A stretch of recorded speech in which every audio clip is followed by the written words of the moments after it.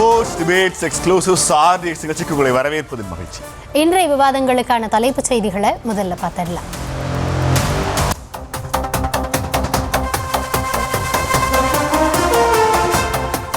குரல் கொடுத்த கட்சிகள் நன்றி சொன்ன ரஜினிகாந்த் விஜயை வீழ்த்த வியூகமா? ரஜினி அரசியல் பற்றிய ஆதவார்ஜுனா விமர்சனத்துக்கு கண்டனம் தெரிவித்த திமுக, அதிமுக, பாஜக. உண்மைக்கு மாறானது என ஆதவார்ஜுனாவுக்கு மறுப்பு சொன்ன ரஜினி தன் பக்கம் என்ற கட்சிகளுக்கு நன்றியும் சொன்னார். ரஜினி ரசிகர்கள் விஜய்க்கு எதிராக மாற வாய்ப்பா? அந்த வாய்ப்பை பயன்படுத்த கட்சிகள் முயற்சியா?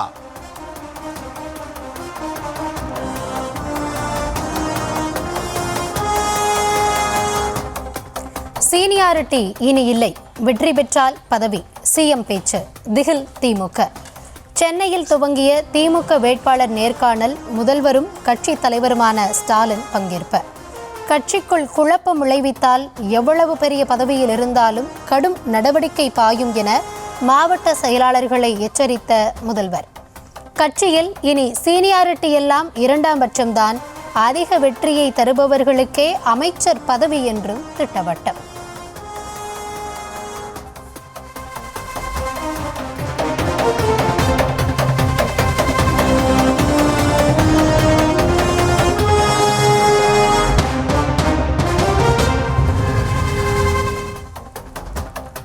தாவேகாவினுடைய ஆர்ப்பாட்டம் ஒன்றில் அதனுடைய முன்னணி தலைவர்கள் ஒருத்தரான ஆதவார்ஜுனா ரஜினி குறித்து தெரிவித்த விமர்சனங்களுக்கு நிறைய கட்சி தலைவர்கள் கண்டனம் தெரிவிச்சிருந்தாங்க. இன்னைக்கு ரஜினி ஒரு அறிக்கை விட்டிருக்காரு.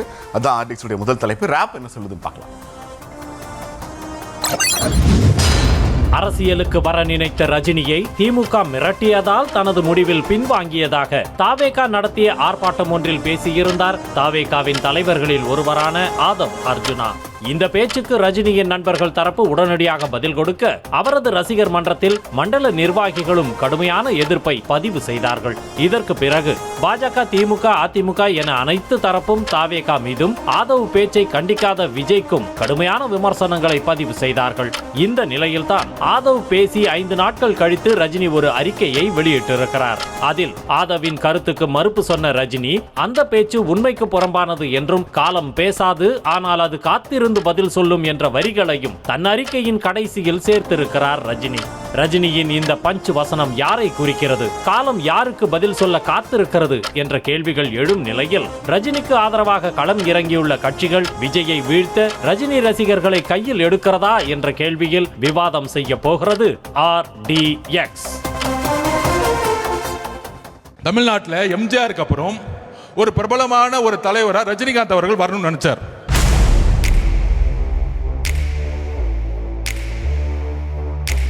திமுக குடும்பம் பல மிரட்டல்களை கொடுத்து அவரை அரசியல் கட்சி வர விடாம பாத்துக்கிட்டாங்க. அவரை மிரட்டி யாரும் பணிய வைக்க முடியாது.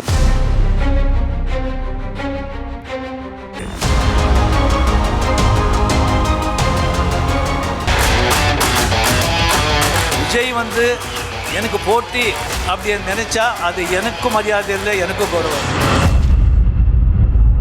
என்னோட கேரியரின் உச்சத்தை உதறிட்டு நான் அரசியலுக்கு வருவது உறுதி.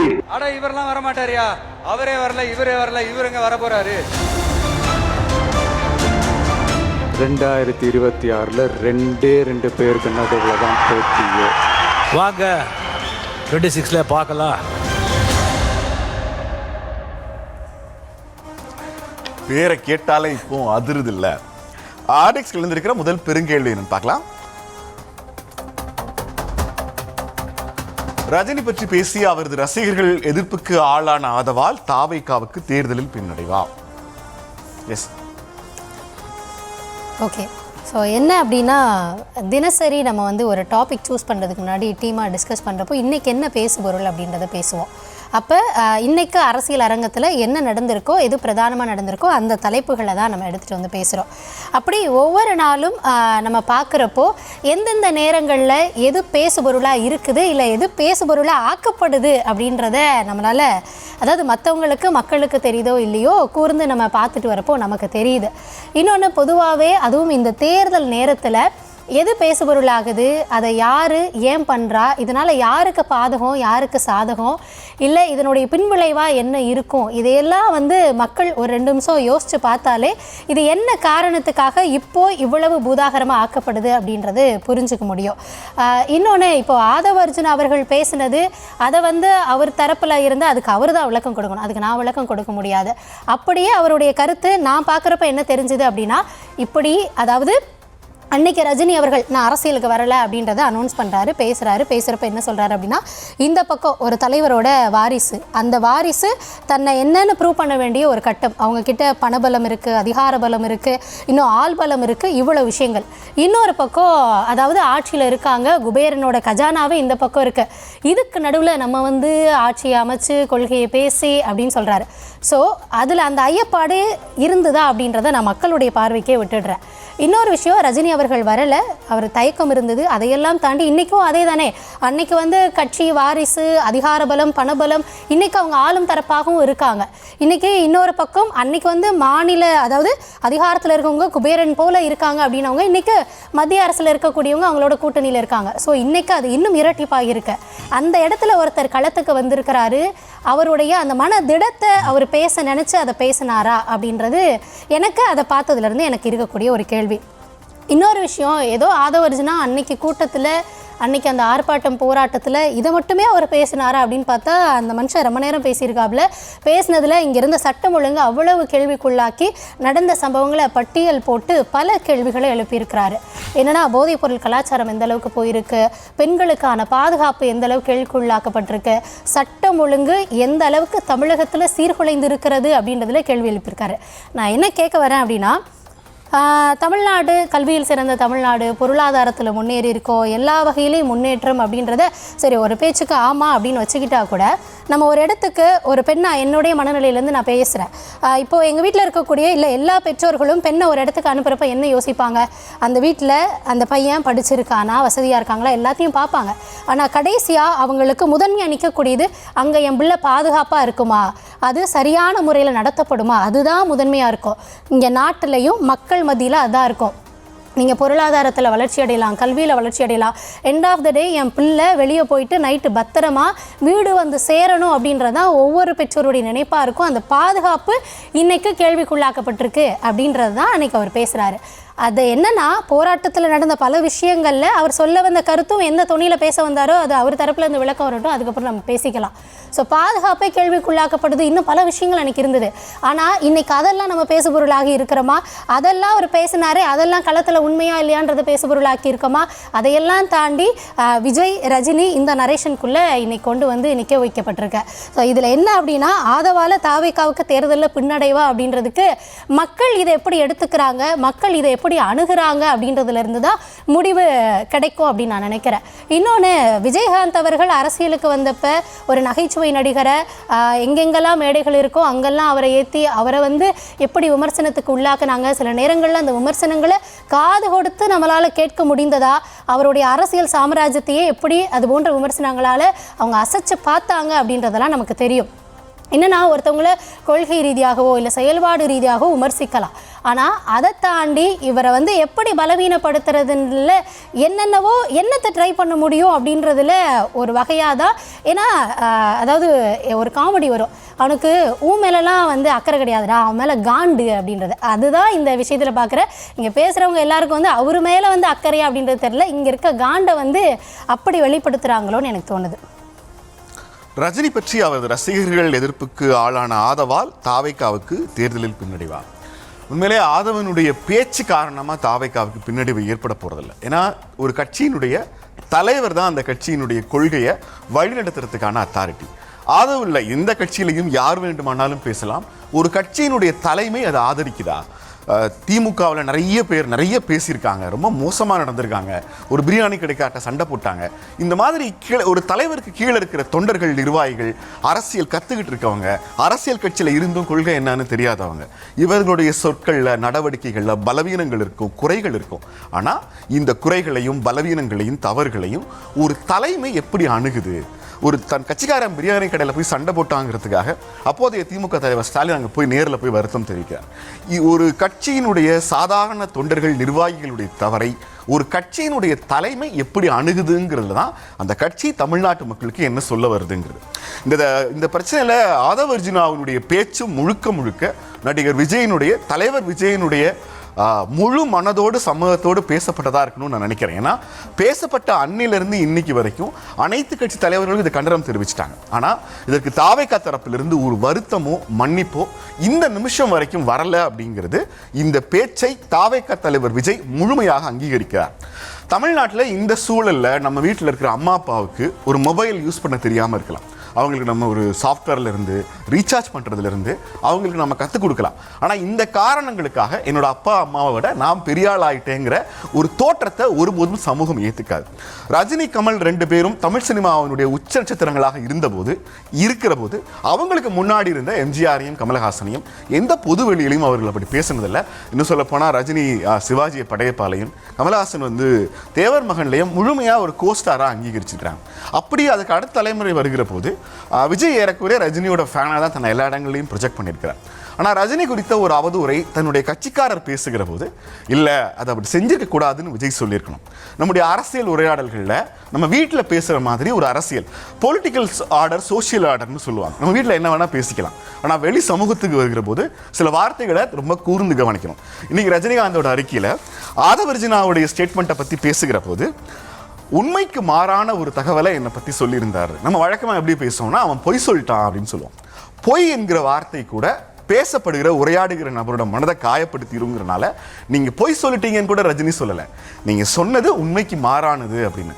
ஏன் அரசியல் உரையாடல்களில் வார்த்தை முக்கியம்னா, இன்னைக்கு ஒரு எக்ஸாம்பிள், அதிமுக திமுக அரசுக்கு எதிராக ஒரு போராட்டம் நடத்தினாங்க. முன்னாள் அமைச்சர் சி வி சண்முகம் என்ன பண்ணிட்டாரு, தமிழ்நாடு அரசு உங்கள் கனவுகளை சொல்லுங்கள்னு கேட்குறாங்க, நான் என்னோட கனவை சொல்கிறேன், எனக்கு நயன்தாரா வேணும், கொடுப்பாங்களா அப்படின்னு சி வி சண்முகம் பேசுகிறார்.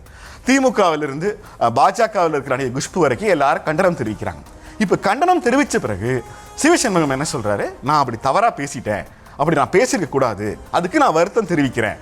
அப்போது ஒரு அரசியல் கட்சியில் இருக்கிற 2ஆம் தலைவர் தாம் பேசுறது தப்புன்னு உணர்ந்து வருத்தம் தெரிவிக்க வேண்டிய அழுத்தம் எங்கிருந்து வந்ததுன்னா, எப்பா நீ வீட்டில் இருக்கிற ஒரு சாதாரண ஆள் இல்லை, நாட்டுக்கு நாளைக்கு நீ ஆழ போற, என்னை ஆழ்வதற்கு உனக்கு என்ன தகுதி இருக்குன்னு நான் பார்க்கணும் இல்லையா?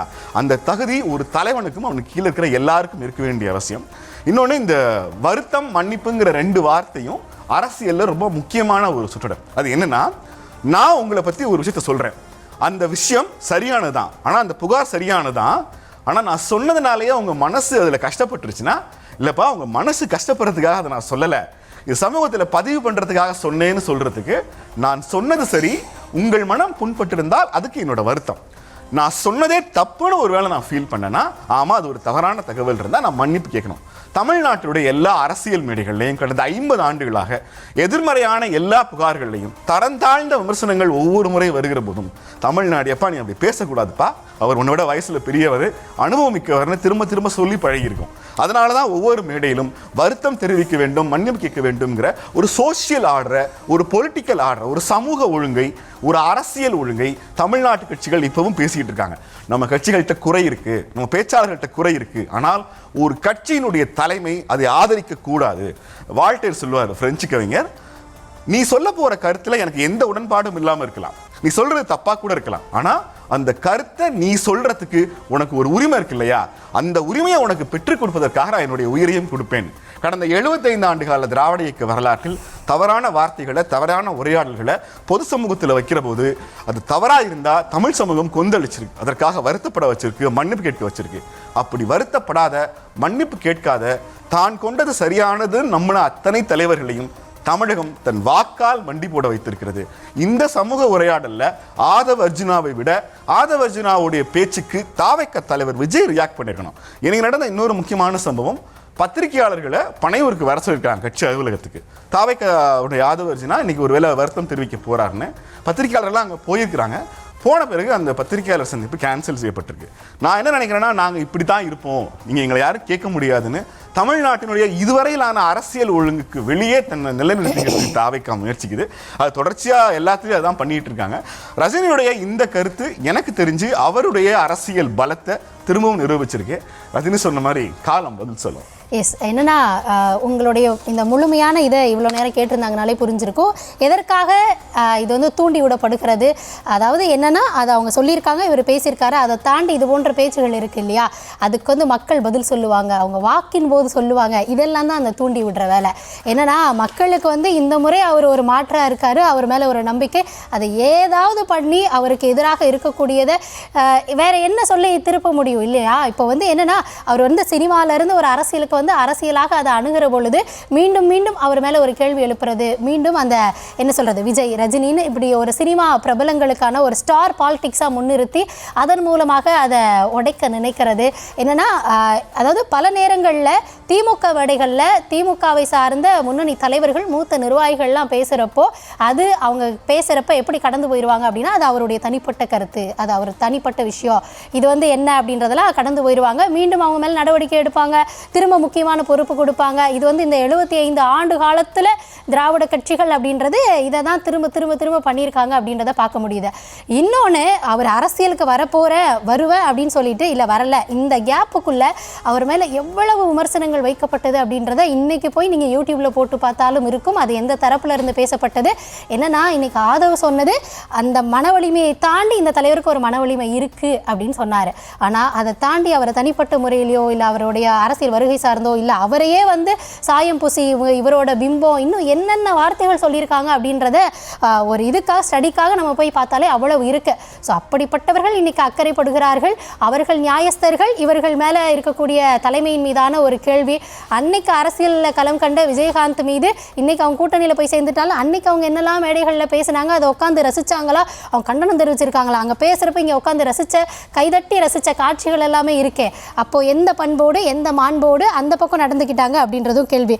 இன்னொன்று, தனிநபர் விமர்சனமாக இதை வந்து என்னன்னா அவர் வந்து சொல்ல வந்த விஷயம் ஒன்று, இங்கே எப்படி வந்து அதை இன்டர்பிரட் பண்ணுறாங்க, எப்படி அதை பரப்புகிறாங்க, எப்படி இதை தூண்டி விடுறாங்க, அதையெல்லாம் தாண்டி இது வந்து தாவேக தரப்புலேருந்து ஒரு தனிநபர் விமர்சனமாக மாறிடக்கூடாது அப்படின்றதில் அவங்க ரொம்ப தெளிவாக கையாளணும் அப்படின்றத நான் நினைக்கிறேன்.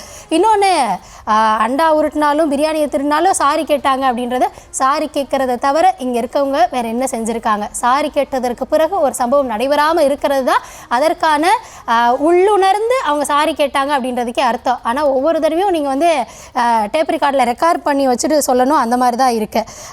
என்னை பொறுத்த வரைக்கும் இதுக்கு தாவேக தொண்டர்களோ இல்லை மக்களோ இன்னும் இந்த அரசியலை பார்க்கக்கூடியவர்கள் ஒட்டுமொத்தமாக இதுக்கு இரையாயிராமல் இருந்தாலே நல்லது அப்படின்னு நான் நினைக்கிறேன். அடுத்து எழுந்திருக்கு ரெண்டாவது கேள்வி பார்க்கலாம். Second question please. ரஜினிக்கு ஆதரவாக அவரது களம் இறங்கி அவரது வாக்குகளை வளைக்க அதிமுக பாஜக திட்டமா? இன்னைக்கு எடப்பாடி பழனிசாமி ஒரு எக்ஸ்போஸ் ஒன்று போட்டிருக்காரு, அதை பார்க்கலாம். தமிழ் திரையுலகின் சூப்பர் ஸ்டார் அன்பு சகோதரர் திரு ரஜினிகாந்த் அவர்கள் குறித்து தாவேக கட்சியின் தலைமை பொறுப்பில் இருக்கும் நிர்வாகி ஒருவர் அவதூறான கருத்துக்களை பேசியுள்ளது கண்டனத்துக்குரியது. அரசியலை கடந்து எல்லோராலும் மதிக்கப்படும் திரை ஆளுமை திரு ரஜினிகாந்த் அவர்கள் புரட்சித் தலைவரின் அன்பையும் புரட்சித் தலைவி அம்மா அவர்களின் நன்மதிப்பையும் பெற்ற அவரின் புகழுக்கு களங்கம் ஏற்படுத்தும் வகையில் பேசியிருப்பது ஏற்கத்தக்கதல்ல. அரசியலுக்கு வருவது எப்படி ஒவ்வொரு தனி மனிதரின் உரிமையோ அதே போல் அரசியலுக்கு வராமல் இருப்பதும் அவரது உரிமை. அதற்கான உரிய காரணத்தை அவரே தெரிவித்துவிட்ட பிறகு அதற்கு மதிப்பளிக்க வேண்டுமே தவிர அரசியல் நோக்கத்தோடு அதை அணுகி அவதூறு கருத்துக்களை பேசுவது என்பது அரசியல் நாகரீகமற்ற செயல். இதே மாதிரியான ஒரு இன்னொரு கருத்தை பாஜகவினுடைய மாநில தலைவர் நயினார் சொல்லியிருக்காரு. அது என்னன்னு பார்க்கலாம். Nainar, video please. ரஜினிகாந்த் அவர்களை விமர்சனம் செய்திருப்பது உண்மையிலேயே வருந்தத்தக்கது, வேடிக்கையானது மட்டும் இல்லை. நான் என்ன நினைக்கிறேன்னா, இது அந்த கட்சியினுடைய தலைவர் ஏன் கண்டிக்கல அப்படிங்கறத எங்களுடைய கேள்வி. நிச்சயமாக ரஜினிகாந்தனுடைய ரசிகர்கள் வந்து அதை ஏற்றுக்கொள்ள மாட்டார்கள், மன்னிக்க மாட்டார்கள். அவர் மன்னிப்பு கேட்க வேண்டும் என்று நான் கேட்கிறேன். இதே போல திமுகவிலிருந்து அமைச்சர் ரகுபதி பேசியிருக்காரு, அதை என்னன்னு பார்க்கலாம். Raghupathi, video please. ரஜினிகாந்த் ஒரு சூப்பர் ஸ்டாரு, அவருக்குன்னு ஒரு மன்றம், ரசிகர் மன்றம் எல்லாமே இருக்கிறது. அவரை மிரட்டி யாரும் பணிய வைக்க முடியாது என்பதை நாங்கள் ஏற்கனவே சொல்லியிருக்கிறோம். அன்புக்கு தான் அவர் அடிபடிவார், மிரட்டலுக்கு அவர் அடிபணியக்கூடியவர் அல்ல என்பது உங்களுக்கும் தெரியும், எங்களுக்கும் தெரியும். திராவிட முன்னேற்றக் கழகத்துக்கு வேண்டிய நெருங்கிய நண்பர், எங்களுக்காக 96 குரல் கொடுத்தவர். அவரை மிரட்ட வேண்டிய அவசியம் திமுகவுக்கு கிடையாது. என்னென்னா அவருக்கு ஆதரவாக களமிறங்கி இல்லை, அதை பேசுபொருளாக்குற ஒட்டுமொத்தமாக நான் எப்படி பார்க்குறேன் அப்படின்னா, தேர்தல் வந்து ஒரு போர் மாதிரி அப்படின்வாங்க. ஸோ என்ன ஆயுதங்கள் எல்லாம் இருக்கோ, என்ன பிரயத்தனப்படணுமோ, என்ன பிரம்மாஸ்திரம் எல்லா வகையிலையும் எந்த உச்சத்துக்குனாலும் போய் தங்களுக்கு எதிராக இருக்கக்கூடியவர்களை அடித்து நொறுக்கிறணும் அப்படின்றதுல எல்லா கட்சிகளும் அந்த பிரயத்தனத்தை எடுப்பாங்க. ஆனால் என்னன்னா அதில் அந்த போர் யுக்தியில் ஒன்று வந்து தலைமைக்கு பக்கபலமாக இருக்கவங்கள அடித்து நொறுக்கிறது அப்படின்றது. அந்த வகையில் தாவேகாவை பொறுத்த வரைக்கும் பொதுவாகவே கேட்கக்கூடிய கேள்விகளுக்கோ, நீங்கள் எந்த கேள்விகளை என்ன மாதிரியான எவ்வளோ தர்ம சங்கடம் ஏற்படுத்தக்கூடிய கேள்விகளை கேட்டால் கூட அதை அணுகிறதுல நம்ம நிகழ்ச்சி உட்பட பல இடங்களில் அவர் பேசுகிறத பார்த்துருக்கோம். ஆதவர்ஜுனா எப்படி அணுகிறாரு, எந்த வகையில் அவருடைய பதில் இருக்குது அப்படின்றத பார்த்துருக்கோம். இன்னொன்று, அவரை பொறுத்த வரைக்கும் கட்சியில் அவருக்கு கொடுக்கப்பட்டு இருக்கக்கூடிய அந்த பொறுப்பு, இந்த பிரச்சாரத்தை வடிவமைக்கிறது, கட்டமைக்கிறது, களத்தில் வேலையை பார்க்கறது, இப்படின்னு ஒட்டுமொத்தமாக ஒரு கிட்டத்தட்ட களத்தில் நின்று ஒரு போர் வீரரை போல செயல்படக்கூடிய ஒரு நபரை எந்த மாதிரியான விமர்சனங்கள் மூலமாக தகர்க்கிறாங்க அப்படின்றத பார்க்க முடிகிறது. அதாவது கொள்கை ரீதியாக அவங்க செயல்பாடு, கோட்பாடு இதெல்லாம் பேசலாம். இதை தாண்டி ஒரு உணர்வு பூர்வமான ஒரு விஷயத்தில் மக்களை தூண்டி விட்டு இது இப்படி தான் அப்படின்னு திரும்ப திரும்ப பேசி அது வந்து அவர் எதுக்காக பேசினாரு, என்ன நோக்கத்துக்காக பேசினாரு, இதையெல்லாம் தாண்டி இல்லை இது வேற ஒரு மாதிரியான விஷயம், அதாவது இதுதான் வந்து இன்னைக்கு இருக்க சொசைட்டியில், அதுவும் தேர்தல் நேரத்தில் தமிழக அரசியலில் ரொம்ப முக்கியமானதாக பேசணும் அப்படின்ற மாதிரி ஒட்டுமொத்தமாக இதில் வந்து அந்த கட்சி இந்த கட்சின்லாம் இல்லை, எல்லா கட்சியும் ஒரே தரப்பாக இப்போ நின்று பேசப்படுது. என்னென்னா எதிர்கட்சியாக இருக்கக்கூடியவர்கள் இந்த நேரத்தில் எந்த விஷயத்தை அட்ரஸ் பண்ணணும், அதாவது ஆண்ட தரப்பில் என்னென்ன தவறுகளை செஞ்சுருந்தாங்க, மக்கள் என்ன இன்னல்களுக்கு ஆளானாங்க, என்னென்ன விஷயத்தை தாங்கள் வந்தால் மாற்றுவோம் அப்படின்றத பேச வேண்டிய இடத்துல வந்து அதை பேசணும். இன்னொன்று, ஆளும் தரப்பு தங்கள் மீதான இந்த குற்றச்சாட்டுகள் எதுவும் மக்கள் இந்த தேர்தல் இந்த கிட்டத்தட்ட இந்த ஒரு மாத காலத்தில் எதுவும் பேசுபொருளாக ஆகிடக்கூடாது அப்படின்றதுல ரொம்ப கவனமாக எல்லா தரப்பும் தாவேக்காவையே சுற்றி பேசி அதிலிருந்து மடைமாற்றம் செய்யக்கூடிய ஒரு வேலை. இன்னொன்று, அவங்களுக்கு பக்கபலமாக இருக்கக்கூடியவர்களை இது போன்ற ஒரு உணர்வுபூர்வமான விஷயத்தில் சிக்க வச்சு அதுக்கு பதில் சொல்கிறது, அதை நோக்கி அவங்களுடைய கவனத்தை திருப்பி விடுறது இப்படின்னு பார்த்து, அதாவது எல்லா தரப்புலையும் இதை ஒரு ஆயுதமாக பயன்படுத்துகிறாங்களோ அப்படின்றது என்னோட பார்வை. போர்னு சொன்ன பிறகு ஆயுதங்களை கண்டிப்பாக பயன்படுத்துவாங்க. நம்ம அந்த போருக்கு போகிறதுக்கு முன்னாடி ரஜினிகாந்த்ங்கிற ஒரு ஆளுமையை தமிழ்நாட்டில் நடிகர் அப்படின்னு மட்டும் நம்ம ஏன் சுருக்கிட முடியாது அப்படின்னா, ஒரு தலைமுறை நடிகர்கள் கட்சிகள் கிட்ட, முதலமைச்சர்கள்ட்ட அவங்க கை கட்டி நின்னவங்க இல்லை. ஜெயலலிதா இந்த முறை தமிழ்நாட்டுக்கு திரும்பவும் ஆட்சிக்கு வந்தால் தமிழ்நாட்டை ஆண்டவனாலும் காப்பாற்ற முடியாதுன்னு ஒரு ஸ்டேட்மெண்ட்டை சொல்லும்போது 96 தேர்தலில் அந்த ஆட்சியில் நடந்த விஷயங்களை ரஜினிகாந்த் மாதிரியான ஒரு நடிகர் பொது இடத்துல ஒரு பொலிட்டிக்கல் ஸ்டாண்ட் எடுத்து அறிவிக்கிறதும், ஒரு கட்சியை ஆதரித்து அந்த கட்சியை ஆட்சி கொண்டு வர்றதுங்கிறது ஒரு போல்டான பொலிட்டிக்கல் மூவ். ரஜினிகாந்த் ஒருபோதும் எந்த விஷயங்களுக்கும் பயந்து வரலை. என்ன சொல்ல போனால் ரஜினியோட ஏர்லி டேஸில் வந்து பத்திரிகையாளர் சந்திப்பில் அவர் கையில் சிகரெட் இல்லாமல் நம்மளால் பார்க்கவே முடியாது. தன்னுடைய பிம்பம் குறித்தோ தன்னுடைய ஒழுக்கம் குறித்தோ நீங்கள் ஒரு முடிவுக்கு வர வேணாம், நான் இப்படி தான் அப்படிங்கிறதுல ரொம்ப தெளிவாக இருந்தார். இந்த காரணங்களுக்காகவே அவர் அரசியலுக்கு வருகிற போது நிறைய விமர்சனங்களை சந்தித்தார். ரஜினியினுடைய அரசியல் வருகை குறித்து அவர் அறிவித்த காலத்திலிருந்து திமுக அதிமுகன்னு எல்லோரும் ரஜினியை கடுமையாக விமர்சித்தார்கள். இன்னமும் ரஜினியோட அரசியல்ங்கிறது, ஆன்மீக அரசியல்ங்கிறது ஒரு இந்துத்துவ அரசியல் தான் நான் உண்மையாக நம்புறேன். ஆனால் ஒரு காலகட்டத்துக்கு பிறகு, கொரோனா வந்த பிறகு, இனிமேல் இந்த அரசியலில் இறங்குறது தன்னையும் தன்னை நம்பி இருக்கிறவர்களையும் சங்கடத்துக்குள் உள்ளாக்குங்கிற அடிப்படையில் நான் அரசியலுக்கு வரலன்னு அவர் முடிவெடுக்கிறார்ல, அதை திரும்ப பெறுதல் அப்படிங்கிறது எத்தனை அவமானங்களையும் எத்தனை இழு பேச்சுக்களையும் தாங்கிக்கிறதுக்கான சூழ்நிலை உருவாக்கியிருக்கும். அவற்றையெல்லாம் கடந்த ஒரு மனுஷனை நான் அவருடைய ஃபர்ஸ்ட் ஸ்டேட்மெண்ட்டில் ஆரம்பித்து நான் அரசியலுக்கு வரலன்னு சொன்ன அவருடைய கடைசி ஸ்டேட்மெண்ட் வரைக்கும் தான் நின்றதில் ரொம்ப போல்டாக இருந்திருக்காரு. நான் தப்பு பண்ணியிருக்கேன் அப்படின்னு சொல்லி மன்னிப்பு கேட்டிருக்காரு. அவர் அரசியலுக்கு வரலன்னு சொன்ன பிறகு அவருடைய அரசியல் வராமல் போனதற்கான பின்னணி அப்படிங்கிறத அவர் ஒரு மிரட்டலுக்கு பயந்து விட்டார் அப்படின்னு அவர் மேலே சொல்றதுங்கிறது அது ஒரு அவதூறு, அது ஒரு பொய், அவருடைய கேரக்டர் அசாசினேஷன். இது வந்து ஏதோ ரஜினி குறித்தது அப்படின்னு நான் நினைக்கல. தமிழ் சினிமாவில் இருக்கிற உச்ச நட்சத்திரம் நான் தான் விஜய் திரும்ப கிளைம் பண்ணும்போது, அதற்கு பொறுப்பேற்கிற போது, இல்லைப்பா உனக்கு முன்னாடி ஒரு சூப்பர் ஸ்டார் இருந்தார், தமிழ்நாட்டை 25 வருஷங்கள் ஆண்டுட்டு இருக்காரு, இன்னமும் அவர் சினிமாவில் நம்பர் 1ல் இருக்கிறாரு, இதன் அடிப்படையில் அவரை பயந்துட்டாருன்னு சொல்றது சரியா இருக்காது. நீங்க அவரை பத்தி சொன்ன விமர்சனம் தப்பு. இந்த தாவேக்காவை பத்தி தாவேக்காவோட ஸ்டேட்மெண்ட்டை முன் வச்சு அரசியல் ஆதாயம் தேடுறாங்கிற குற்றச்சாட்டு வருகிற போது நம்ம ஆயுதத்தை இன்னொருத்தர் எடுத்துக்க கூடாதுன்னா அந்த ஆயுதத்தை முதல்ல கீழே போடணும். ஆமா, இன்னைக்கு சி வி சண்முகம் சொன்ன மாதிரி நான் பேசுனது தப்பு, வருத்தம் தெரிவிக்கிறேன்னா இந்த பிரச்சனை இங்கேயே முடிஞ்சிருக்கும். ஆனால் இன்னும் சொல்ல போனால் ரஜினி ரொம்ப பொறுமையா 5 நாள் வெயிட் பண்ணி வருத்தம் தெரிவிப்பாங்கன்னு பார்த்து வருத்தம் தெரிவிக்கலைன்னு சொன்ன பிறகுதான் அந்த அறிக்கையை விட்டிருக்காரு. அடிப்படையில் வருத்தம் தெரிவிச்சிடக்கூடாதுங்கிற தாவேக்காவினுடைய இந்த பிடிவாதம்ங்கிறது ரஜினியை இழிவுபடுத்தியே ஆக வேண்டும். நாங்கள் ரஜினிக்கு மேலே இருக்கிறோம், விஜய் ரஜினியை விஞ்சி விட்டார்னு சினிமாவில் மட்டுமல்ல அரசியல் ரீதியாகவும் அதை எஸ்டாப்ளிஷ் பண்ணுகிற ஒரு சேம் இன்டென்ட், ஒரு நல்ல பவர்ஃபுல் இன்டென்ட் தாவேக்காட்டா இருக்கு. அந்த தாவேக்காவினுடைய இன்டென்ட் தான் இன்னைக்கு அதை பேசுபொருளாக மாற்றிருக்கு. தாவேக்கா தவிர மற்ற எல்லா கட்சிகளையும் எல்லா நடிகர்களையும் ஓரணியில் திரட்டுகிற வாய்ப்பை தாவேக்கா உருவாக்கி கொடுத்துருக்கு. ஒரு ஆட்சியினுடைய சட்டம் ஒழுங்கு பிரச்சனை பற்றி விமர்சிக்கிறதுக்கு போடப்பட்ட மேடையில் போய் ரஜினி ஒன்றும் அவ்வளோ பெரிய ஆள் இல்லைன்னு பேசுறதுங்கிறது நீங்கள் இந்த அரசியல் உரையாடலுக்குள் உங்களை நீங்களே இழுத்து கொண்டது.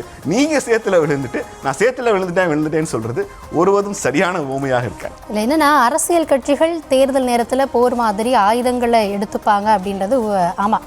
ஆனால் அதை எந்த அளவுக்கு கூர்மைப்படுத்தி யாரை நோக்கி திருப்பி விடணும், யார் மேலே போய் அது தச்சா இந்த தரப்புக்கு ஆதரவு அப்படின்ற பாணியில் நம்ம பேசுகிறோமோ அப்படின்னு தோணுது. என்னன்னா ரஜினி அவர்களை அன்னைக்கு ஆதவ் பேசுகிறப்போ அவர் விமர்சிக்கிறதுக்கு இல்லை அப்படின்ற வார்த்தையும் உட்படுத்தி தான் பேசியிருந்தார் அப்படின்னு என்னுடைய கவனம். இன்னொன்று, ரஜினி அவர்கள் ஒரு கட்சியை ஆதரவு தெரிவித்து அன்னைக்கு கொண்டு வந்தது இதை எல்லாமே நான் கேள்விக்குள்ளாக்கல. அதே போல் ஜெயலலிதா அவர்களை எப்படி விமர்சித்தாரோ அதே போல் அடுத்த அவங்க ஆட்சிக்கு வரும் பொழுது அதே அவர் அவங்கள தைரியலக்ஷ்மி அப்படின்னும் பேசியிருக்காரு. இன்னொரு விஷயம் இந்த இழி பேச்சு என்னன்னா ரஜினி அவர்களுடைய பிம்பம், அவருக்கான ஆதரவு, அது எதையுமே நான் கேள்விக்குள்ளாக்கலை. ஆனால் இங்கே என்ன ஒரு கட்டமைப்பாக நான் பார்க்குறேன் அப்படின்னா, இந்த பக்கம் பாதிப்பு அதிகப்படணும் அப்படின்றதுக்காகவே அவருடைய பிம்பத்தை இன்னும் பெருசாக்கி அதில் இவங்க இப்படி பேசிட்டாங்க அப்படின்ற ஒரு ஆயுதத்தை எய்கிறது மூலமாகவே அங்கே தாக்குதலை அங்கே காயங்களை அதிகப்படுத்திடணும் அப்படின்ற நோக்கத்தில் தான் இது பொதுவெளியில் இவ்வளவு என்ன சொல்கிறது ரஜினி மேலே ஆதங்கமாகவும் அவர் மேலே அன்பாகவும் அவர் மேலே பாசமாக கருணையாக இவ்வளவு வார்த்தைகளும் நான் முன்னமே சொன்ன மாதிரி தான் அவனுக்கு உன் மேலே அக்கறைலாம் கிடையாதுடா, அவன் மேலே காண்டு, அதனால் இப்படி பேசிகிட்டு இருக்காங்க அப்படின்றது தான் திரும்பவும் அப்ளை ஆகுது அப்படின்றத பார்க்க முடியுது. இன்னொன்று, 5 நாள் அவர் வெயிட் பண்ணி இந்த அறிக்கை அப்படின்றது என்னன்னா அரசியல் கட்சிகளும் இந்த 5 நாளில் என்னத்தை பேசுறது இல்லை எதை யார் மேலே இருக்க பலவீனத்தை மறைக்க இதெல்லாம் கட்டமைச்சு இப்போது இவ்வளோ பெரும் குரலாக எழுது அப்படின்றது. அன்றைக்கே பேசியிருக்கலாம், இன்றைக்கே எதிர்க்கட்சி தலைவர் அன்றைக்கே பேசியிருக்கலாம், இன்றைக்கி பேசக்கூடிய அமைச்சர் அன்றைக்கே பேசியிருக்கலாம். ஆனால் என்னென்னா அவங்களுக்கான தேவைகள் எப்போ ஏற்படுதோ அப்போ எல்லாத்தையும் பயன்படுத்திக்கிறாங்க, அப்போ ஒரு நரேஷனை செட் பண்ணுறாங்க. இத்தனை அழுத்தங்கள் வரும் பொழுது ரஜினி அவர்கள் அவர் தரப்பில் இருந்தோ சொல்கிறாரு, எனக்கு என்னென்னா அவரை பயன்படுத்தி இவங்கெல்லாம் பலனடைய பார்க்குறாங்க அப்படின்றது தான். இன்னொன்று, விமர்சனத்துக்கு அன்னைக்கு அவர் மேலே தொடர்ந்து அந்த விமர்சனங்களுக்கு அவர் எப்படி பதில் சொன்னார் அப்படின்றதும் ஒன்று இருக்குல்ல. அரசியலுக்கு வரும் பொழுது அவர் மேலே விமர்சனங்கள் இருந்ததானா இன்றைக்கி ஆதவ் அன்னைக்கு அவங்க பேசின அளவுக்கு அவர் எங்கேயுமே மரியாதை குறைவாக பேசலை, அவர் மேலே விமர்சனத்தை அவர் வைக்கலை. அவர் சொல்ல நினச்சது எல்லாமே நான் அந்த பைட்டை பார்த்தப்போ என்ன தோணுச்சு அப்படின்னா, அதாவது இவ்வளவு நெருக்கடிகள் இவ்வளவு இதெல்லாம் இருக்குது, அதையெல்லாம் தாண்டி இந்த தலைவர் மக்களுக்காக அவர் செய்ய நினச்சதையும் இவர் செய்யறதுக்காக களத்தில் இருக்காரு அப்படின்றது தான் அவர் பேச அந்த பொருளாக நான் உணர்ந்துக்கிறேன். மீண்டும் எஸ் இன்னும் அடுத்து இன்னும் 30 நாட்களுக்கு கூட இதே பிரச்சனையை இழுத்துட்டு போய் களத்தில் மக்களுக்கு வாழ்வியல் சார்ந்து அவங்களுடைய நடைமுறை வாழ்க்கையில் இந்த தேர்தல் சமயத்தில் எந்த தரப்புக்கும் எந்த பிரச்சனையும் இல்லை. விஜய் ரஜினிக்கு என்ன சொல்ல போகிறாரு, இங்கே என்ன சொல்ல போகிறாங்க, இதை தான் பூதாகரமாக்கி இதே நரேட்டிவில் கொண்டு போய் ஒட்டுமொத்தமாக தேர்தலில் மக்கள் இந்த 5 வருஷத்தில் நடந்ததெல்லாம் மறந்துட்டு இதை மட்டுமே பேசுங்க அப்படின்ற நரேஷனாக தான் திரும்ப நான் இதை பார்க்க வேண்டியதாக இருக்குது. அரசியல் ரொம்ப முக்கியமான ஒரு பாடம். உங்களால் முடிக்க முடியாத ஒரு பிரச்சனையை நீங்கள் ஒருபோதும் தொடங்கக்கூடாது. அடுத்த கேள்விக்கு போலாம். ஆடிஸ் கிளம்பிருக்கிற பெருங்கேள்வி, காலம் பேசாது காத்திருந்து பதில் சொல்லும் என்ற ரஜினியின் வரிகள் யாருக்கு? ரஜினியோட ஸ்டேட்மெண்ட் பார்க்கலாம். தாவேக கட்சியின் தலைமை பொறுப்பில் இருக்கும் திரு ஆதவ் அர்ஜுனா அவர்கள் சமீபத்தில் என்னை பற்றி உண்மைக்கு மாறான ஒரு கருத்தை தெரிவித்திருந்தார். அவருடைய அவதூறு கருத்தை கண்டித்து எனக்கு ஆதரவாக குரல் கொடுத்த தமிழக சட்டமன்ற எதிர்க்கட்சி தலைவர் மதிப்பிற்குரிய எடப்பாடி திரு பழனிசாமி, தமிழக பாஜக தலைவர் திரு நயினார் நாகேந்திரன், மத்திய அமைச்சர் திரு எல் முருகன், தமிழக அமைச்சர் திரு ரகுபதி, திரு தொல் திருமாவளவன், திரு SP வேலுமணி, நண்பர் திரு அண்ணாமலை, திரு அர்ஜுனமூர்த்தி, திரு அன்புமணி ராமதாஸ், திரு GK வாசன், திரு ஜான் பாண்டியன், திரு புகழேந்தி மற்றும் பல கட்சியினுடைய அரசியல் தலைவர்கள், திரு அமீர், திரு ஜி தனஞ்சயன் மற்றும் திரையுலக நண்பர்கள் மற்றும் திரு நக்கீரன் கோபால், சாணக்கிய திரு ரங்கராஜ் பாண்டே மற்றும் ஊடகத்துறையினர், என்னை வாழ வைக்கும் தெய்வங்களாகிய ரசிக பெருமக்கள் அனைவருக்கும் என்னுடைய மனமார்ந்த நன்றியை தெரிவித்துக் கொள்கிறேன். காலம் பேசாது, ஆனால் காத்திருந்து பதில் சொல்லும். வாழ்க தமிழ்நாடு, வளர்க தமிழக மக்கள். ஜெய்ஹிந்த். அன்புடன் ரஜினிகாந்த். இந்த அறிக்கையை அவர் வந்து எக்ஸ் தளத்தில் போஸ்ட் பண்ணி அதை அப்படியே கூட ஷேர் பண்ணலை, ஒரு ஃபுல் ஸ்டாப் வச்சிருக்கிறார், ஒரு முற்றுப்புள்ளி வச்சு இந்த அறிக்கையை முன் வச்சிருக்கிறாரு. கேள்வி என்னன்னா, காலம் பேசாது காத்திருந்து பதில் சொல்லும் என்ற ரஜினி அவர்கள் யாருக்கு? அரசியல் வருகை என்பது நான் வந்து இன்னொரு கட்சி கொடுத்த அழுத்தத்தால் நடந்து விட்டது அப்படிங்கிற ஒரு பொய்யை முன்வைத்திருக்கிற ஆதவ் அர்ஜுனாவுக்கு நான் இப்போ பதில் சொல்லலை. ஆனால் காலம் உரிய முறையில் அதற்கான பதிலை கொடுக்கும்னு சொல்லியிருக்கார். எஸ் இல்லை, அதாவது ரஜினி அவர்களை பொறுத்த வரைக்கும் அவர் பேசக்கூடிய எந்த ஒரு விஷயமா இருந்தாலும் மக்கள் மத்தியில் சென்று சேரும் அப்படின்றது எல்லாருக்கும் தெரியும். இந்த வசனம் வந்து நீங்கள் கேட்டனையும் இதை எங்கேயாவது அவர் பேசி நீங்கள் கேட்ட மாதிரி உங்களுக்கு ஞாபகம் இருக்கா? இந்த காலம் காத்திருந்து பதில் சொல்லுங்கிறது ரஜினி ரசிகர் மன்ற ஆட்கள் கடந்த 30 ஆண்டுகளாக பயன்படுத்திட்டு இருக்கிற வார்த்தை.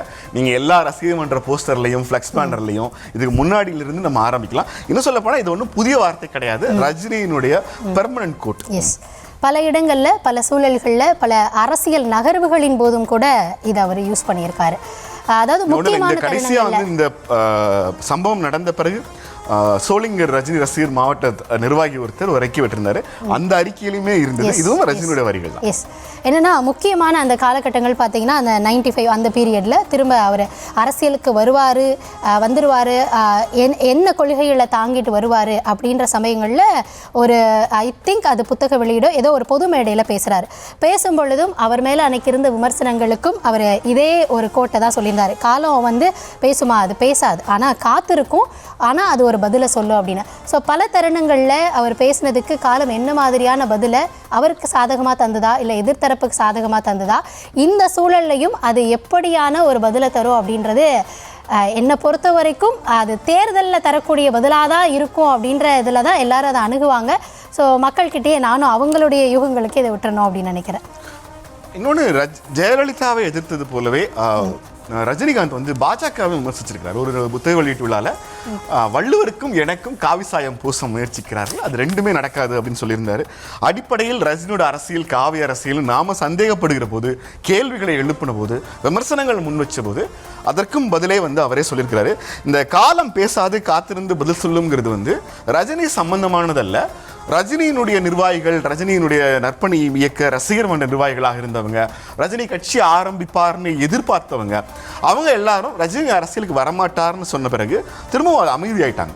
அவர்களை திரும்ப உசுப்பி விட்டு அவர்களை ஒன்று திரட்டி ஒரு மைய புள்ளியில கொண்டு வந்து ரஜினியை இப்படி ஒரு அறிக்கை விடவிட்ட வகையில ஆதவ் அர்ஜுனா ரஜினிக்கு ஒரு மிகப்பெரிய மைலேஜ் செஞ்சு கொடுத்திருக்காரு. ஒரு அறிக்கை விடுறதுக்கு ரஜினிகாந்த் யோசிப்பாருன்னு நம்புறேன். ஏன்னா ரஜினியுடைய எல்லா கடந்த சில ஆண்டுகளாகவே அவர் சினிமாவுக்கு போயிட்டாரு. சினிமாவில் ரஜினியும் கமலும் இணைந்து நடிக்கிற ஒரு 47 வருஷத்துக்கு பிறகு ரஜினி கமலும் ஒன்னா நடிக்கிறாங்கன்னு பியூராகவே அவர் சினிமாக்குள்ள இருக்கிறார். அவர் திரும்பவும் எந்த பொது மேடைகளையுமே அவர் ரீசெண்ட் டைம்ஸ்ல அரசியல் பேசல, எந்த விமர்சனங்களையும் முன்வைக்கல, அரசியலுக்கு வெளியே தகவல் வச்சுக்கிட்டார்.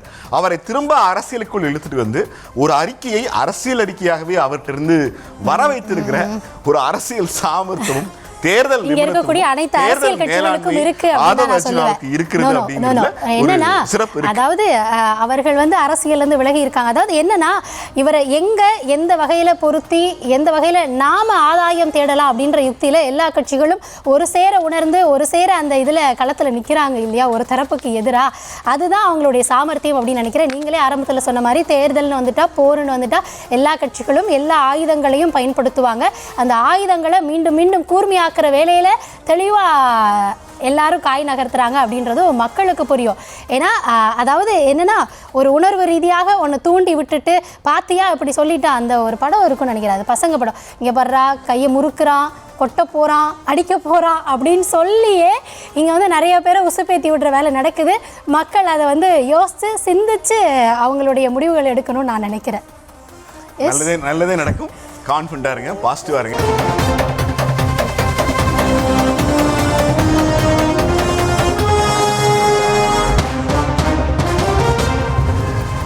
எஸ், நேற்று வந்து மாவட்ட செயலாளர்களோட திமுக தலைவரும் தமிழக முதலமைச்சரும் ஒரு ஆலோசனை நடத்துகிறாரு. அதில் அவர் பேசின விஷயங்கள், அப்போ கட்சியினுடைய செயல்பாடுகள், இதை மையமாக வைத்து தான் இரண்டாவது தலைப்பு எடுத்திருக்கிறோம். சீனியாரிட்டி இனி இல்லை, வெற்றி பெற்றால் பதவி, சிஎம் பேச்சு, திகில் திமுக. விராப் என்ன சொல்லுது பார்க்கலாம். 2026 சட்டமன்ற தேர்தலுக்காக வேட்பாளர் நேர்காணலை திமுக இன்று துவங்கியிருக்கிறது. முன்னதாக நேற்று மாவட்ட செயலாளர்கள் கூட்டத்தில் பேசிய முதல்வர் மு.க. ஸ்டாலின் கட்சி நிர்வாகிகளுக்கு கடும் எச்சரிக்கை விடுத்து பேசியிருக்கிறார். கட்சிக்குள் குழப்பம் விளைவிப்பவர்கள் எவ்வளவு பெரிய பதவியில் இருந்தாலும் அவர்கள் மீது கடும் நடவடிக்கை எடுக்கப்படும் என எச்சரித்த முதலமைச்சர், கட்சியில் இனி சீனியாரிட்டி எல்லாம் இரண்டாம் பட்சம்தான், அதிக வெற்றியை தரும் நிர்வாகிகளுக்கே அமைச்சர் பதவி என்றும் சொல்லியிருக்கிறார். இந்த முறை திமுகவின் வேட்பாளர் பட்டியலுக்கு பெரும் எதிர்பார்ப்பு எழுந்திருக்கிறது. இளைஞர்கள், பெண்களின் பிரதிநிதித்துவம் வேட்பாளர் பட்டியலில் எந்த அளவுக்கு இருக்கும், சீனியர்களுக்கும் அதே முக்கியத்துவம் தரப்படுமா போன்ற கேள்விகள் எழுந்திருக்கின்றன. முதலமைச்சர் மு.க. ஸ்டாலின் மாவட்ட செயலாளர்களுக்கு விடுத்த எச்சரிக்கையால் திமுக நிர்வாகிகள் தேர்தல் பணிகளில் படு சுறுசுறுப்பு காட்டுவார்கள் என்று எதிர்பார்க்கப்படும் நிலையில் புதுமுகங்கள் தேர்தலில் ஜொலிப்பார்களா என்ற கேள்வியும் எழுந்துள்ளது. திமுகவில் என்ன நடக்கிறது? விடை தேடுகிறது இந்த RDX. 234 தொகுதியில தலைவர் தான் இந்த ஸ்டாலின் தான் வேட்பாளர் நினைச்சு வேலை பாருங்க.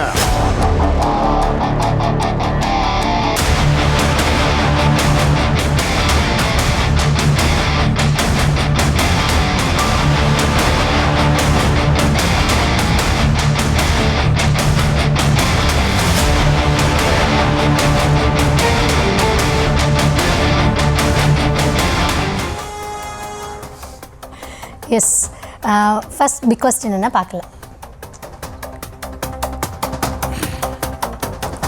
மாவட்ட செயலாளர்களுக்கு முதல்வர் விடுத்த எச்சரிக்கை தேர்தலில் எதிரொலிக்குமா, பலன் கிடைக்குமா? அதாவது மாவட்ட செயலாளர்களுக்கு அப்போ எச்சரிக்கைனா என்ன செய்திகள் நம்ம செய்தியாளர்கள் மூலமாக கேட்டோம் அப்படின்னா, அதாவது சீனியாரிட்டிக்கெலாம் இனி இடம் இல்லை அப்படின்ற மாதிரி பேசியிருக்காங்க. அது மட்டும் இல்லாமல் இன்னும் சில விஷயங்களையும், குறிப்பாக அதாவது எல்லா 234 தொகுதி இருக்குது அப்படின்னா அங்கே என்ன நடக்குதுன்றது எனக்கு தெரியாதுன்னு இல்லை, அங்கே என்னுடைய காதும் கண்ணும் எல்லா தொகுதிகளில் இருக்குது அப்படின்றதையும் அவர் பேசியிருக்காரு. வர்ற தேர்தலில் அதிக தொகுதிகளில் வெற்றி பெற்ற தரவங்களுக்கு தான் அடுத்த ஆட்சியில் அமைச்சர் பதவி வழங்கப்படணும் அப்படின்னு சொல்லியிருக்காரு. இன்னொன்று, சீனியாரிட்டி இரண்டாம் பட்சம் தான் அப்படின்றத ரொம்ப திட்டவட்டமாக சொன்னார் அப்படின்னு இன்னும் நிறைய விஷயங்கள் சொன்னாங்க மாவட்ட செயலாளர்கள் கிட்ட. அதாவது ஒழுங்காக வேலை பார்க்கணும், உட்கட்சி பூசல் இருக்கக்கூடாது, அந்த மாதிரிலாம் காதுக்கு வந்தது அப்படின்னா எந்த பதவியில் யாராக இருந்தாலும் உடனடியாக தூக்கி எறியப்படுவீங்க இப்படின்னு பல கண்டிஷன், மிரட்டல் கொடுக்கப்பட்டிருக்கதா சொல்லப்பட்டுச்சு. அடிப்படையில் திமுக அதிமுக தமிழ்நாட்டுக்கு மட்டுமல்ல இந்தியாவுக்கே ஒரு பெரிய முன்னோடின்னு சொல்லலாம். ஏன்னா திமுக அதிமுக ரெண்டு கட்சிகளிலும் இருக்கிற அரசியல் தலைவர்களை பாருங்க. அண்மையில் தாவைக்கால் அணிஞ்ச செங்கோட்டையன் அவர்களுக்கு நியர்லி 80, டிஆர் பாலு ஆரம்பிச்சு திமுகவில் 70-80 வயதை கடந்தவர்களோட எண்ணிக்கையே ரொம்ப அதிகம். அரசியல் வாழ்வு இருக்கிறவங்களுக்கு ஒழுக்கமும் உடல் நலனும் உழைப்பும் ரொம்ப முக்கியமான ஒன்று. அதன் அடிப்படையில் பார்க்கும்போது 80 வயது 90 வயது வரைக்கும் இருக்கிற ஒரு அரசியல்வாதி கிட்டத்தட்ட எத்தனை தேர்தலை சந்திப்பாங்க? அப்படி பார்த்தா ஒரு 10 தேர்தலை சந்திக்கலாம், 12 தேர்தலை சந்திக்கலாம். 12 தேர்தலுக்கு அரசியல் வேலை செய்வதற்காக களத்தில் பணியாற்றுவதற்கான வாய்ப்பும் உழைப்பும் உடல் தகுதியும் இருக்கிற போது அவங்க களத்தில் இருந்துகிட்டே இருப்பாங்க.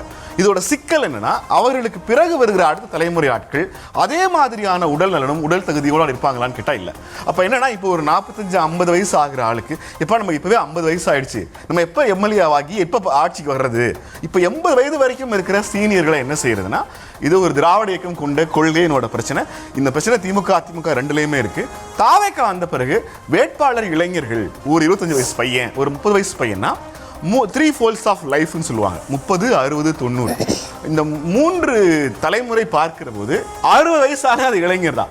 90 வயது வரை உங்களுக்கு வாழ்வதற்கான வாழ்க்கை இருக்கிற போது 60 வயசே இளைஞர்னா தாவேக்கால ஒரு 25 வயசு பையனை இளைஞர்னு கொடுக்கிற போது கட்சிக்குள்ள ஒரு குழப்பம் வருது. திமுக அதிமுக ரெண்டுலையுமே இந்த பிரச்சனை இருக்கு.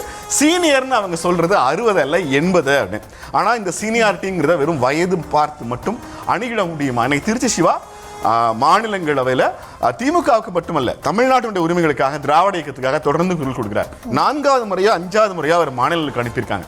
அவர் சீனியருங்கிறத தாண்டி அவங்க இன்னமும் உழைக்கிறாங்க, தங்களுடைய அரசியல் உழைப்பை சரியாக முன்வைக்கிறாங்க.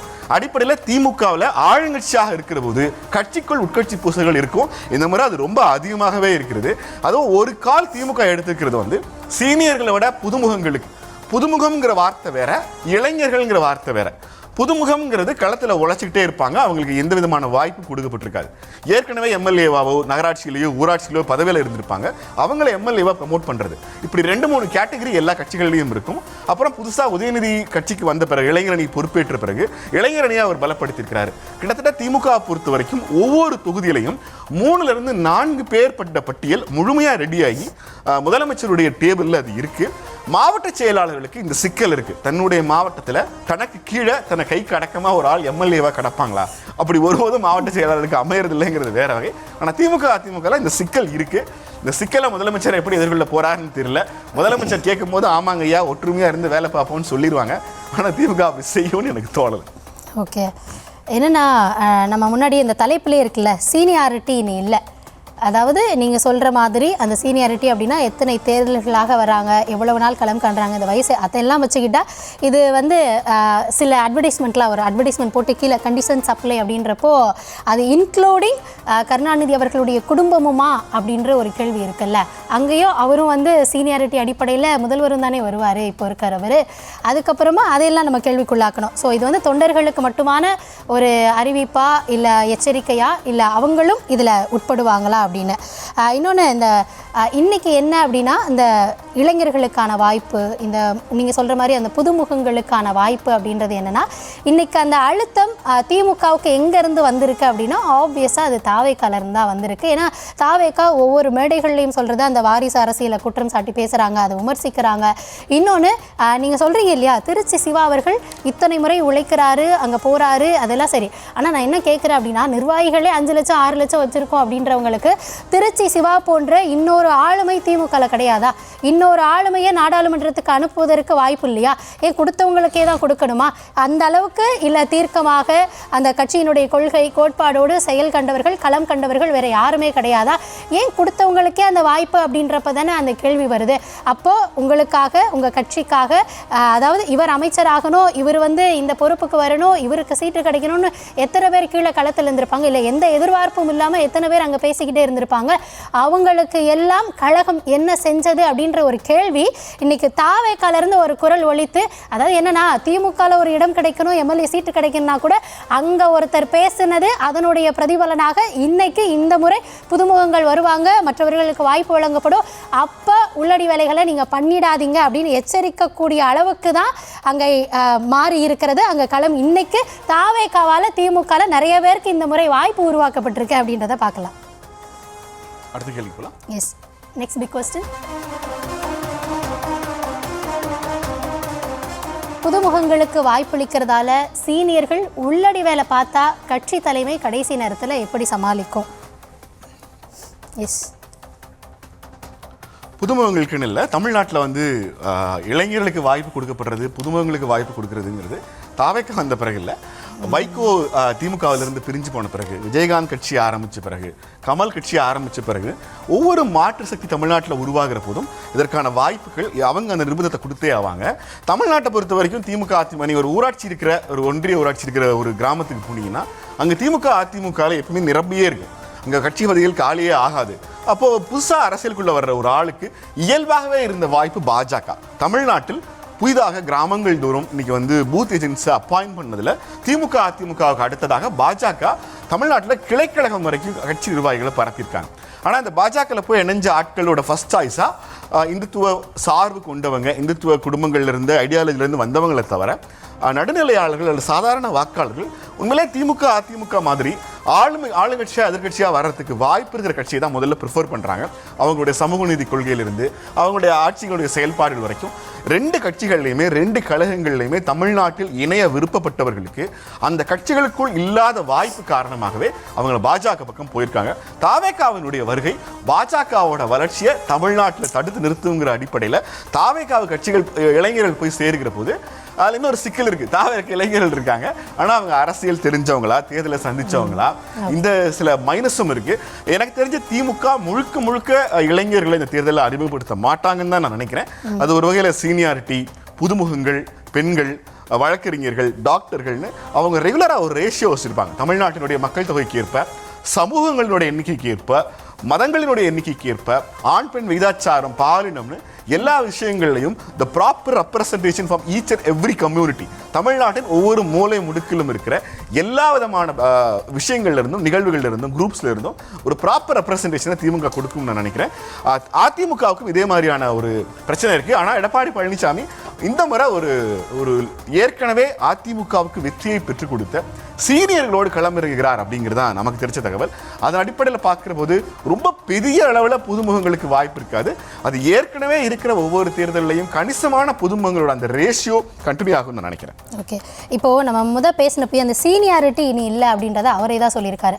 அந்த சீனியாரிட்டியில் முதலமைச்சர் வருவாரா மாட்டாரா?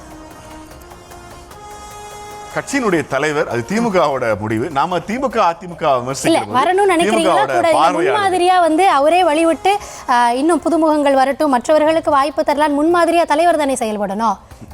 வருவார மாட்டாரா? அதான் நான் சொல்றேன், முன்மாதிரியா அவரே வழிவிட்டு அடுத்து வரவங்களுக்கு வழிவிடணும். அந்த வழி உதயநிதிக்கான வழியா மட்டும் இல்லாம கட்சியில இருக்கக்கூடிய பிற புதுமுகங்களுக்கோ இல்லை பிற களத்தில் உழைச்சிருப்பாங்க இல்லையா, அவங்களுக்கு அந்த வழியாக இருந்தால் நல்லாயிருக்கும். இன்னொன்று, தாவேக்காவை தொடர்ந்து நம்ம சொல்கிறது என்னென்னா, அது அரசியல் தெரியாமல் இருக்காங்க, அரசியல் தெரியாதவங்களா இருக்காங்கன்னு. இத்தனை வருஷமாக இவ்வளவு தேர்தல்களாக அவங்க தானே வாக்களிச்சிருக்காங்க. 25 வயசானவங்க இதுக்கு முன்னாடி 2021 தேர்தலே சந்திச்சிருப்பாங்களே, வாக்களிச்சிருப்பாங்களே. அன்னைக்கு அவங்க ஓட் போட்டப்போ மட்டும் அவங்க அரசியல் தெரிஞ்சவங்களா? என்னன்னா திரும்ப அவங்களுக்கு அரசியல் தெரியலன்னா அது அந்த குற்றம் இங்கே ஆண்ட திராவிட கட்சிகளோடது. இன்னைக்கு தாவேக்கா வந்ததற்கு பிறகு அவங்க பேசுகிறாங்க, பார்க்குறாங்க.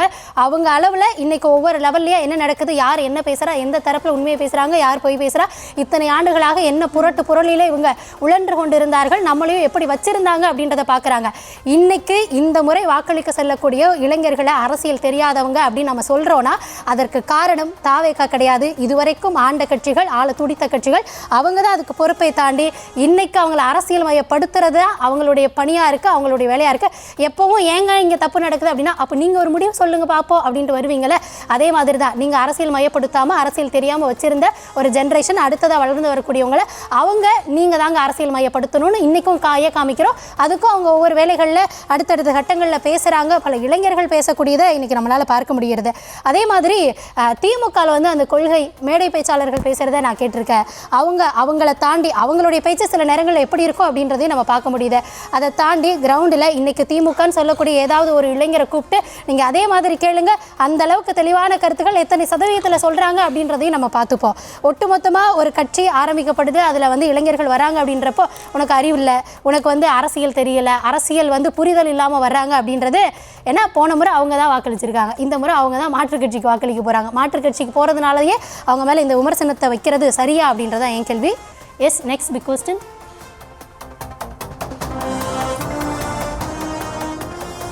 மிரட்டி தேர்தல் வேலை பார்க்க வைக்கும் அளவில் தான் திமுக நிர்வாகிகள் இருக்கிறார்களா? Yes Nelson. ஆமாம், மிரட்டி தேர்தல் வேலை பார்க்க வைக்கும் அளவில் தான் திமுக நிர்வாகிகள் இருக்கிறாங்க. திமுகங்கிறது நமக்கு தெரியும், மாவட்ட செயலாளர்களுக்கு கலைஞர் இருந்தபோது என்ன மாதிரியான ஒரு அதிகாரம் இருந்தது அப்படின்னு சொல்லி வீரபாண்டி ஆறுமுகம் தொடர்ச்சியாக நிறைய தலைவர்களை திமுக 2ஆம் கட்ட தலைவர்களை சொல்லலாம். ஆனால் இங்கே திமுக தலைவராக ஸ்டாலின் வந்த பிறகு கலைஞரிடம் இல்லாத ஒரு அப்ரோச் ஜெயலலிதா பாணி, திருமாவளவன் சொல்லியிருப்பார், ஒரு கலைஞருடைய கட்சி ஜெயலலிதா பாணியில் திமுகவை நடத்துகிறார் ஸ்டாலின் அப்படின்னு சொல்லியிருப்பாரு. அடிப்படையில் ஜெயலலிதா பாணிங்கிறது உரையாடலுக்கு முன்வராத ஒரு பாணின்னு வேணா சொல்லலாம். நான் சொல்கிறத கேளுங்க, நான் சொல்கிறத கேட்கறதன் வாயிலாக அவங்களுக்கு ஒரு வெற்றியை நான் கொடுப்பேன். இதன் அடிப்படையில் ஒரு தொடர்ச்சியான உரையாடலை ஜெயலலிதா நிகழ்த்தியிருந்தாங்க. ஆனால் ஸ்டாலின் அவர்கள் கடந்த 5 ஆண்டுகளில் ஏற்படுத்தி இருக்கிற பிம்பம், அவருடைய ஆட்சியினுடைய அணுகுமுறை, எல்லா கட்சிகளையும் அரவணைக்கிறதுன்னு மேல்மட்ட அளவில் ஸ்டாலினுடைய இமேஜ் எல்லா கட்சிகளையும் அரவணைக்கிறதா இருந்தாலும் ஒரு கட்சியினுடைய தலைவராக பொறுப்பேற்ற பிறகு, கலைஞருடைய மறைவுக்கு பிறகு பொறுப்பேற்ற பிறகு தொடர்ச்சியாக எல்லா தேர்தல்களிலையும் வெற்றியை கொடுத்துருக்காரு. அப்போது அவருடைய அப்ரோச் கட்சிக்குள் இருக்கிற ஒவ்வொரு நிர்வாகிக்கும் ஒரு விஷயத்தை திரும்ப திரும்ப அழுத்த திருத்தமாக சொல்லி பதிவு வைக்க முடிகிறது. கலைஞர் தலைவராக இருந்த வரைக்கும் நமக்கு வெற்றியும் தோல்வியும் மாறி மாறி கிடைச்சிருக்கு. மு.க. ஸ்டாலின் தலைவராக பொறுப்பேற்ற பிறகு திமுக தொடர் வெற்றிகளை பெற்றிருக்கிறது. அப்போ நமக்கு ஸ்டாலின் வெற்றியை பெற்றுக் கொடுப்பார் என்கிற நம்பிக்கை, அந்த உழைப்பை திமுக நிர்வாகிகள் பார்க்குறாங்க. இந்த இடத்துல ஸ்டாலினுடைய இந்த குரலுக்கு கட்சி நிர்வாகிகள் மத்தியில் ஒரு பெரிய வரவேற்பும், இந்த முறை ஸ்டாலின் அதை சொன்னார்னா செய்வாங்க. தொடர்ந்து 2 முறை, தொடர்ந்து 10 ஆண்டுகள் திமுக ஆட்சியில் இருந்ததில்லை அப்படிங்கிற அந்த பேரியரை உடைக்கிற ஒரு தேர்தலா இந்த 2026 தேர்தலில் திமுக மட்டுமல்ல, தலைவர் மட்டுமல்ல, நிர்வாகிகளும் பார்க்குறாங்க. திமுக தலைவர் மிரட்டினார், நிர்வாகிகள் பயந்தாங்க. திமுக தலைவர் அறிவுரை சொன்னார், நிர்வாகிகள் கேட்டாங்க. இந்த வார்த்தை பிறகுகள்லேருந்து வெளில வந்தாலும் ஸ்டாலின் இந்த முறை வெற்றியை பெற்று தருவாருங்கிற நம்பிக்கை திமுகவின் கடைக்கோடி தொண்டனுக்கும் இருக்கிறது. இந்த கடைக்கோடி தொண்டன் திமுகவுக்கான வெற்றியை பெற்று தருவான்ங்கிற நம்பிக்கை முதலமைச்சர் மு க ஸ்டாலினுக்கும் இருக்கிறது. இல்லை என்னன்னா, இந்த முறை புதுமுகங்களை களமிழக்கிறதே திமுக என்ன நினைக்கிறாங்க அப்படின்னா, இது வரைக்கும் இருந்தவங்க என்ன செஞ்சாங்க, ஒன்றும் செய்யலை, அவங்க மேலே வந்து ஒரு அதிருப்தி இல்லைனா ஒரு சலிப்பு இருக்கும். அதாவது புதுமுகத்தை யாராவது கொண்டு வந்து வச்சோன்னா அவங்க ஜட்ஜ்மெண்ட்டுக்கோ இல்லைனா வந்து அந்த குற்றச்சாட்டை கொஞ்சம் குறைக்கிறதுக்கோ இது போன்ற வேலைகளில் வந்து அது கொஞ்சம் கை கொடுக்குமா அப்படின்னு ஒரு முயற்சி அவங்க மேற்கொள்கிறாங்க. ஆனால் யார் களத்தில் இருந்தாலும் அங்கே நடக்கக்கூடிய விஷயங்கள் அது ஆள போகிறது திமுகவாக தான் இருக்கும். இன்றைக்கு களத்தில் என்னென்ன பிரச்சனைகள் இருக்கோ அதுவும் தொடரும் அப்படின்றதோட சேர்த்தே நீங்கள் அதை முடிச்சுக்கலாம் அப்படின்னு நான் நினைக்கிறேன். இன்னொரு வீட்டு சந்திக்கலாம். நன்றி, வணக்கம்.